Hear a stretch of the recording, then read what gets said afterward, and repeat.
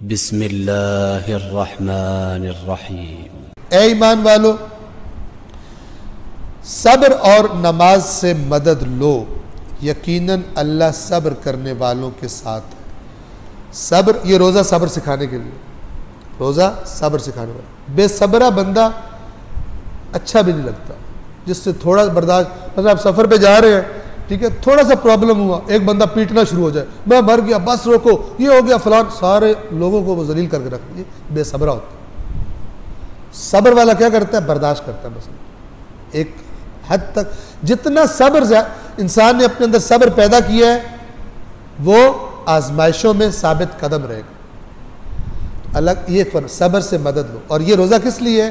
بلکہ روایات میں کہا گیا یہاں صبر سے مراد روزہ، یعنی مراد روزہ، اگر صرف روزہ مراد ہوتا تو اللہ کہتا، فرماتا کہ روزے سے اور نماز سے مدد لو، لیکن صبر سے مراد صبر ہی ہے۔ لیکن چونکہ روزہ صبر سکھاتا ہے، ایک بہت بڑا صبر کا نمونہ ہے روزہ، لہذا روایت میں کہا گیا کہ یہاں مراد مثلا یعنی ایک بڑی مراد اس سے روزہ ہے، کہ روزے سے انسان اپنے اندر صبر کی طاقت بڑھا لیتا ہے۔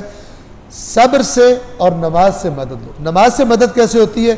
کہ خدا سے جب رابطہ بڑھ جاتا ہے، انسان جب کہتا ہے میرا اتنی بڑی ہستی سے رابطہ ہے، اس کی طاقت بھی بڑھ جاتی ہے۔ وہ میں مذاق سے مثال دیا کرتا ہوں کہ بعض لوگوں کا اگر علاقے کے کسی ASI سے SHO سے دوستی ہو جائے نا، تو وہ اکڑ کے چلتا پھرتا ہے، اور دوسروں کہتا ہے کوئی کام ہو تو بتانا، SHO صاحب اپنے یار ہیں، ٹھیک ہے نا، کوئی مسئلہ ہو تو مجھے بتانا، فیل کرتا ہے طاقت کو۔ تو نماز اللہ سے رابطہ ہے، تو اللہ سے رابطہ کیا کرے گا؟ اللہ فرما رہا ہے اس سے نماز سے مدد لو، یعنی تمہیں اسٹرینتھ دے گی نماز، پھر تمہیں کسی سے ڈر نہیں لگے گا، تم اللہ کے علاوہ کسی کے آگے اظہار محتاجی نہیں کرو گے۔